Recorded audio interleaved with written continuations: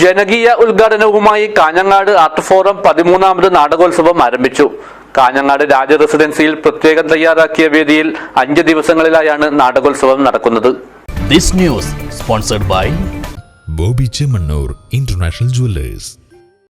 സാംസ്കാരിക മേഖലയിൽ തിളങ്ങി നിൽക്കുന്ന കാഞ്ഞങ്ങാട് ആർട്ട് ഫോറത്തിന്റെ ഈ വർഷത്തെ നാടകോത്സവം ജനകീയ ഉദ്ഘാടനത്തോടുകൂടി നടന്നു. കാഞ്ഞങ്ങാട് രാജ റെസിഡൻസിയിൽ പ്രത്യേകം തയ്യാറാക്കിയ വേദിയിൽ നാടകം കാണാനെത്തിയ ആളുകളും മുൻകാല നാടക പ്രവർത്തകരും ഇപ്പോൾ നാടകവേദികളിൽ സജീവമായി നിൽക്കുന്നവരും സാംസ്കാരിക പ്രവർത്തകരും ചേർന്ന് നിലവിളക്ക് കൊളുത്തി നാടകോത്സവം ഉദ്ഘാടനം ചെയ്തു.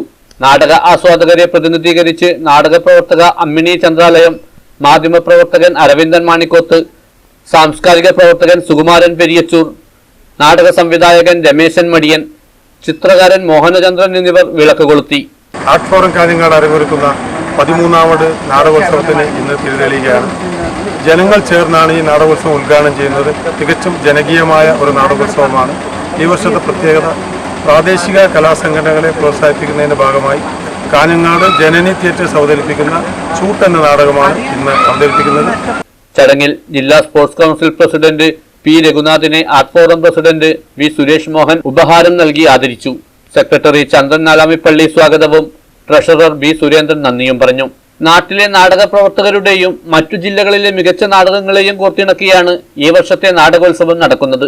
5 ദിവസങ്ങളിലായി നടക്കുന്ന നാടകോത്സവത്തിന്റെ ആദ്യ ദിനത്തിൽ കാഞ്ഞങ്ങാട് ജനനിയുടെ ചൂട്ട്, 17-ന് അമ്പലപ്പുഴ സാരഥിയുടെ നവജാത ശിശു വയസ്സ് 84, 18-ന് തിരുവനന്തപുരം അജന്തയുടെ വംശം, 19-ന് തിരുവനന്തപുരം സൗവർണികയുടെ താഴ്വാരം, 20-ന് തിരുവനന്തപുരം നവോദയയുടെ സുകുമാരി എന്നീ നാടകങ്ങളാണ് അരങ്ങേറുന്നത്.